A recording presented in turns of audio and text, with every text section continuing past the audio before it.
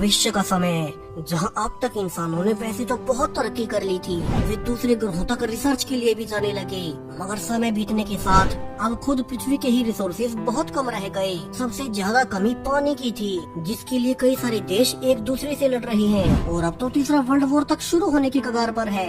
अब ऐसे अनस्टेबल हालातों के बीच हम कुछ एस्ट्रोनॉट्स को पृथ्वी के ऑर्बिट में घूम रहे स्पेस स्टेशन पर देखते हैं, जो कि यहीं रहकर हमारे सोलर सिस्टम के बाकी ग्रहों पर पानी ढूंढ रहे थे, ताकि पृथ्वी पर चल रही पानी की कमी पूरी की जा सके। कि अब अचानक से उन्हें खबर मिलती है कि एक बहुत बड़ी एस्ट्रॉइड बेल्ट उनके ही स्पेस स्टेशन की ओर आ रही है, जो कि अगर उनके स्टेशन से टकराई तो वे सभी मारे जाएंगे।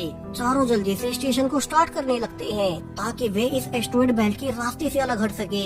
लेकिन अब पूरा सिस्टम ही मेल फंक्शन कर रहा था। हर कोई सोचने लगता है कि अब चूँकि सिर्फ 6 ही मिनट में वो एस्ट्रॉइड बेल्ट उनके स्टेशन से टकरा जाएगी, तो उन्हें खुद की सुरक्षा के लिए इमरजेंसी पोर्ट लेकर पृथ्वी पर निकल जाना चाहिए। कि तभी मेन इंजीनियर आखिरी वक्त पर सिस्टम मेल फंक्शन ठीक कर लेता है और वे फाइनली एस्ट्रॉइड की लाइन से दूर हटकर बच ही गए।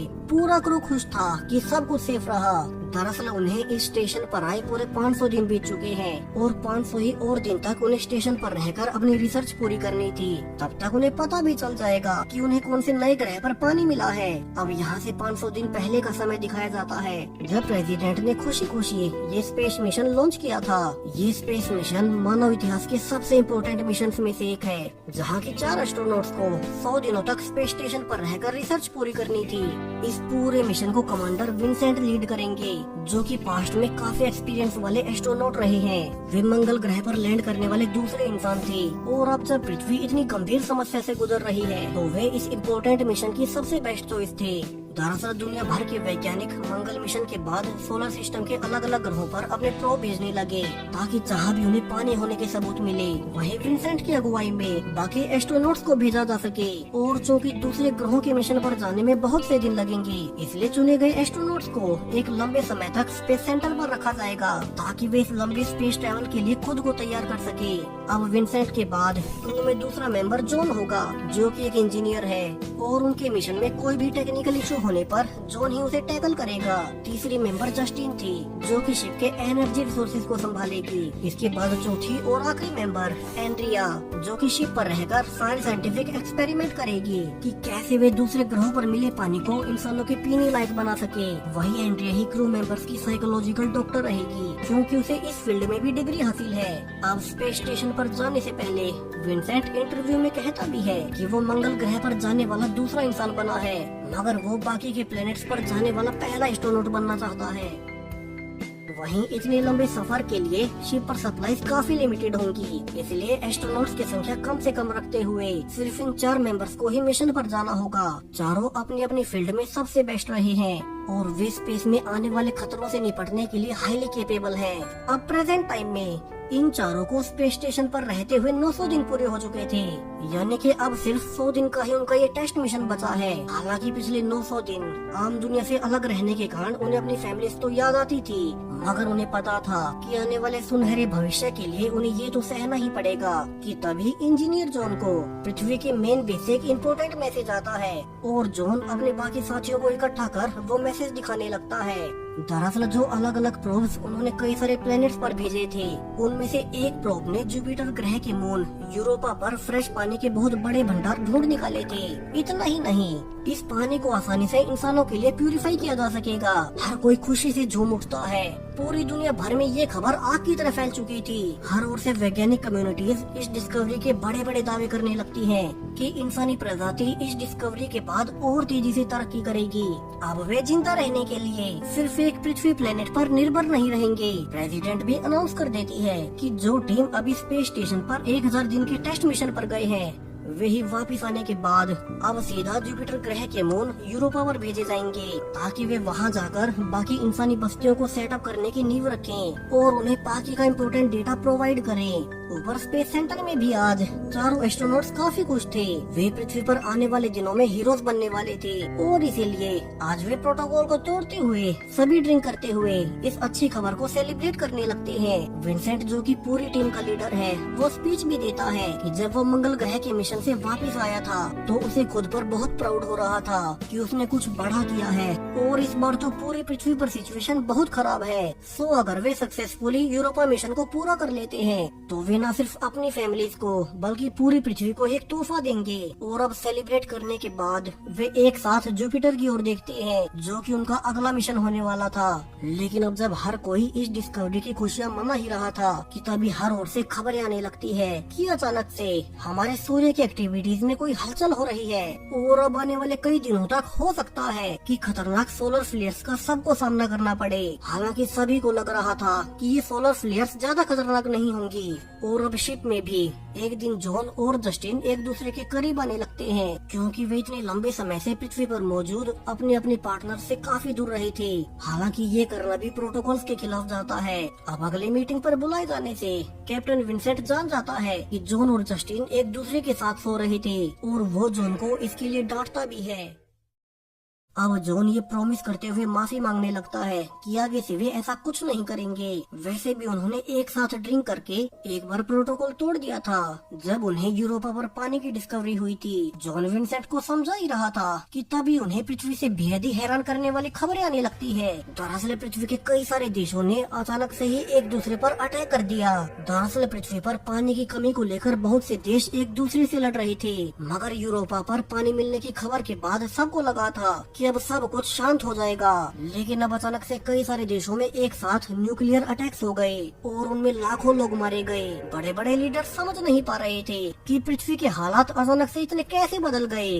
अब चारों क्रू मेंबर्स को भी बेस स्टेशन से बताया जाता है कि बाकी सबकी तो फैमिली सेफ है, बस कैप्टन विंसेंट को छोड़कर। उसके बेटे को काफी गंभीर चोटें आई थी। अब विंसेंट कहता है कि 1000 दिन अब चूंकि पूरे होने को है, सो वे जल्द ही वापिस से पृथ्वी पर जाएंगे। हालांकि जो नई टीम इस स्टेशन पर उन्हें रिप्लेस करने वाली थी, उनका लीडर गैब्रियल, वो भी अटैक में मारा गया है। सो हो सकता है कि उनके बाद वाली टीम यहाँ न आ सके। अब ये सुनते ही एंड्रिया अकेले में जाकर रोने लगती है, क्योंकि जिस गैब्रियल के मारे जाने की खबरें आ रही थी, एंड्रिया उससे रिलेशनशिप में थी और वे जल्द ही शादी भी करने वाले थे। जबकि विंसेंट अब अपने बेटे से वीडियो कॉल पर बात करता है। उसका बेटा रोते हुए बता रहा था कि अब उसके पैर नहीं बचे और वो शायद से अब कभी चल भी नहीं पाएगा। विंसेंट उसे शांत करने की कोशिश करता है कि अब यूरोपा मिशन पर जाने से पहले वो पृथ्वी पर आएगा और तब वे एक साथ मिलकर कुछ वक्त बिताएंगे। कि तभी अचानक से स्पेस सेंटर का कम्युनिकेशन पूरी तरह से पृथ्वी से टूट जाता है। एंड्रिया देखने भी जाती है कि अचानक से ये क्या हुआ और तभी जॉन सभी को विंडो पर आने को कहता है। वो नीचे पृथ्वी पर कुछ ऐसा देख रहा था जो कि काफी भयानक था।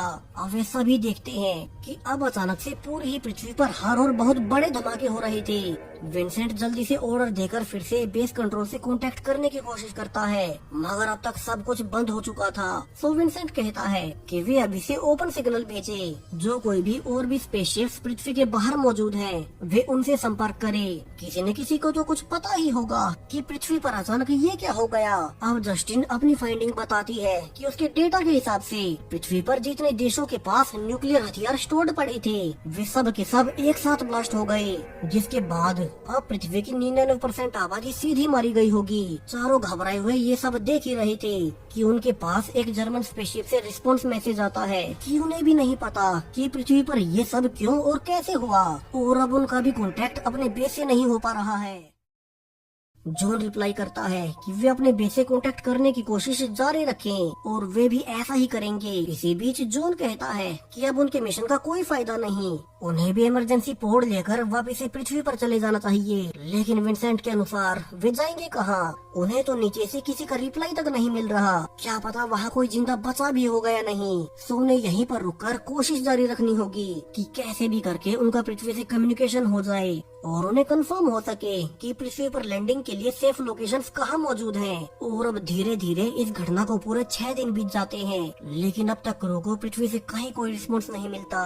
पूरी पृथ्वी अब नीले कलर से बदलते हुए काली पड़ने लगी थी, क्योंकि उन न्यूक्लियर विस्फोटों के बाद धूल के बड़े बड़े गुबार ऑर्बिट में फैल गए। कहीं से कोई लाइट नहीं जल रही थी। विंसेंट और बाकी सब इन 6 दिनों में लगातार कोशिश करने के बावजूद असफल ही रहे और अब तो वे भी समझ चुके थे कि सब कुछ बर्बाद हो चुका है। मगर ये सब हुआ क्यों? क्योंकि पहले कुछ देश आपस में लड़ रहे थे और अब अचानक से ही सभी देशों के न्यूक्लियस का एक साथ फट जाना ये कोई कोइंसिडेंस नहीं हो सकता।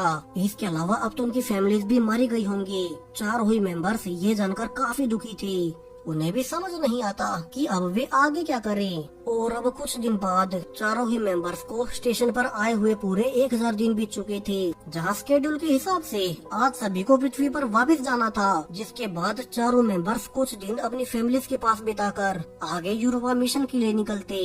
लेकिन अब वापस लौटने को कोई घर ही नहीं बचा था कि तभी स्टेशन पर एक अलार्म बजने लगता है। एआई असिस्टेंट अनाउंस करता है कि उनके स्टेशन के इकलौते एस्केप पोड को पृथ्वी पर लॉन्च करने की प्रक्रिया शुरू हो चुकी है।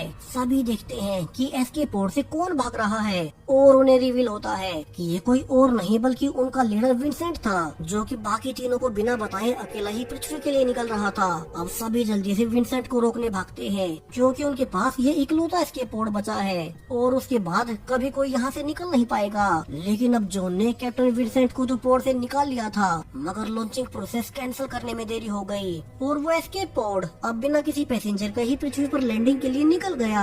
यानी कि अब चारों यहीं फंस चुके थे। वे चाहकर भी यहाँ से कहीं नहीं जा सकते। हर कोई समझ जाता है कि विंसेंट की वजह से वे सब यहीं स्पेस में मारे जाएंगे। अब विंसेंट को जल्दी से बेहोशी वाला इंजेक्शन लगाने के बाद तीनों डिस्कस करते हैं कि उन्हें आगे क्या करना चाहिए। उनके ऑलरेडी 1000 दिन यहीं पूरे हो चुके हैं, यानी कि उनका खाना पानी भी जल्द ही खत्म हो जाएगा। वहीं अब तो एस्केप पोड भी जाता रहा। अब विंसेंट के बाद एंड्रिया क्रू की नई लीडर थी और आने वाले कई दिनों तक किसी को समझ नहीं आता कि वे क्या करें। वही विंसेंट अपने होश संभालने के बाद सबसे माफी मांगता है कि तब वो डर गया था। उसने अपनी फैमिली को खो दिया, इसलिए ही उसने अकेले भागने की कोशिश की थी। जॉन गुस्से में कहता है कि उसकी बेवकूफी की वजह से वे सब यहीं फंस जाएंगे। हालांकि एंड्रिया बीच बचाव करती है कि अब उनके आपस में लड़ने से कुछ नहीं बदलने वाला, सो उन्हें ठंडे दिमाग से आगे की प्लानिंग करनी होगी। वो बचे हुए खाने और पानी की रिपोर्ट देती है कि अगर वे अपने खाने और पानी को ढंग से राशन करे तो वे आने वाले 25 दिनों तक सरवाइव कर पाएंगे। और उससे पहले उन्हें उम्मीद करनी होगी कि पृथ्वी पर किसी भी देश की स्पेस एजेंसी अभी भी बची हुई हो और उनसे कॉन्टेक्ट होने पर वे उनके लिए रेस्क्यू मिशन भेज दे। अब सबको पता था कि जो संभावनाएं एंड्रिया बता रही है उनका पूरा हो पाना बहुत मुश्किल होगा। सो जस्टिन, जो कि अब तक जीने की उम्मीद खो चुकी थी, उसे पता था कि उसकी पृथ्वी पर फैमिली तो वैसे भी मारी गई। सो अब आखिरकार वो स्पेस स्टेशन से खुद ही बाहर कूद जाती है। उसे देखकर हर कोई दुखी था कि उन्होंने अपना एक साथी खो दिया और जॉन विंसेंट को मारने लगता है क्योंकि उसी की वजह से उनका इकलौता एस्केप पोड चला गया था। कि तभी उन्हें एक रशियन स्पेसशिप से मैसेज आता है कि सोलर फ्लेयर के हिट होने से उसके सभी क्रू मेंबर्स मारे गए हैं और अब वो अपने एस्केप पोड में अकेला ही बचा है। तो वो उनके स्टेशन पर आना चाहता है क्योंकि उसे भी नहीं पता कि वो नीचे पृथ्वी पर कहाँ लैंड करे। अब यहाँ स्टेशन में तो सब वैसे ही मर रहे थे, तो वे बिना वक्त गवाए उसे अपने स्टेशन से डॉक करने की इजाजत दे देती है। और उस रशियन एस्ट्रोनॉट केल्विन को अंदर लाने के बाद एंड्रिया नोटिस करती है कि इसकी भी हालत रेडिएशन की वजह से बहुत खराब है और केल्विन ज्यादा दिन तक सरवाइव नहीं कर पाएगा। लेकिन अब उनके पास यहाँ से निकलने का मौका था। विंसेंट रिवील करता है कि जिस शिप में ये रशियन एस्ट्रोनॉट आया है उसमें भी एक एस्केप पोड मौजूद है, लेकिन वो काफी छोटा है और उसमें सिर्फ 3 ही लोग नीचे जा सकेंगे। सो उन्हें जल्द से जल्द फैसला करना होगा कि वे इस रशियन एस्ट्रोनॉट केल्विन के साथ क्या करें, क्योंकि वो खुद तो अपने एस्केप पोड में बाकी तीनों को जाने नहीं देगा। अब जॉन सुझाव देता है कि उन्हें केल्विन को बिना बताए यहाँ से निकल जाना चाहिए, लेकिन एंड्रिया इसके लिए मना कर देती है क्योंकि अगर वो यहाँ नहीं आता तो वे वैसे भी मर रहे थे, तो उन्हें कुछ दिन इंतजार करना चाहिए। वहीं अब समय बीतने के साथ उस रशियन एस्ट्रोनॉट केल्विन की हालत में भी सुधार आ गया था क्योंकि डॉक्टर एंड्रिया उसे अच्छे से ट्रीट कर रही थी। वहीं जॉन ट्राई भी करता है कि वे उस छोटे से एस्केप पोड में चारों चले जाएं, मगर ये तो कैसे भी पॉसिबल नहीं था। वहीं बाकी सब केल्विन से पूछते हैं कि पृथ्वी पर अचानक से इतने धमाके क्यों हुए और क्या उसे इसका रीजन पता है। अब केल्विन उन्हें बेहद ही हैरानी वाली बात रिवील करता है। दरअसल जो कुछ भी पृथ्वी पर हुआ वो सब किसी इंसानी लड़ाई की वजह से नहीं था, बल्कि केल्विन के अनुसार वो सब कुछ किन्हीं बाहरी जीवन की ओर से किया गया है, यानी कि एलियन लाइफ फॉर्म।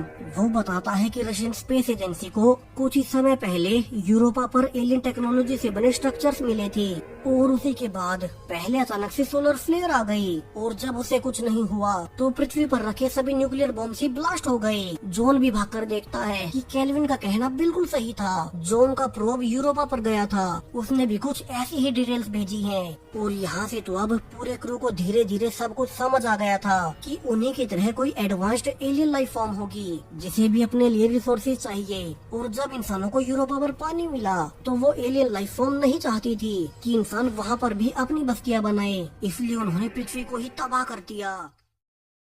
हर किसी को लगा कि अलग अलग देश आपस में न्यूक्लियर अटैक कर रहे हैं, मगर ऐसा था नहीं। अब चारों डिस्कस करते हैं कि उन्हें आगे क्या करना चाहिए। हालांकि उनके डेटा के हिसाब से पृथ्वी के कई सारे हिस्से अभी तक भी सेफ थे, यानी कि वहाँ के लोग भी जिंदा बच गए होंगे और शायद वहीं पर वे सुरक्षित लैंड भी कर पाएंगे। वहीं अगर वे अपना कोई भी मिशन यूरोपा पर नहीं भेजेंगे तो शायद से वेलियंस उन पर दोबारा अटैक न करें। अब तक पृथ्वी की आबादी 99% तो वैसे भी मर चुकी थी, सो जो रिसोर्सेज पृथ्वी पर बचे हैं बाकी के 1% लोग उनमें गुजारा कर लेंगे। यहाँ केल्विन एंड्रिया को स्पेशल थैंक्स बोलता है जो उसने उसका इलाज किया, वरना तो वे उसके एस्केप पोड के लिए उसे मरने के लिए छोड़ सकते थे। जबकि विंसेंट और जॉन डिस्कस कर रहे थे कि वे लैंड करने के लिए पृथ्वी पर सबसे सेफ हिस्सा कौन सा होगा और आने वाले कई दिनों तक सभी इसी रिसर्च में लगे रहते हैं कि वे लैंड कहाँ करेंगे।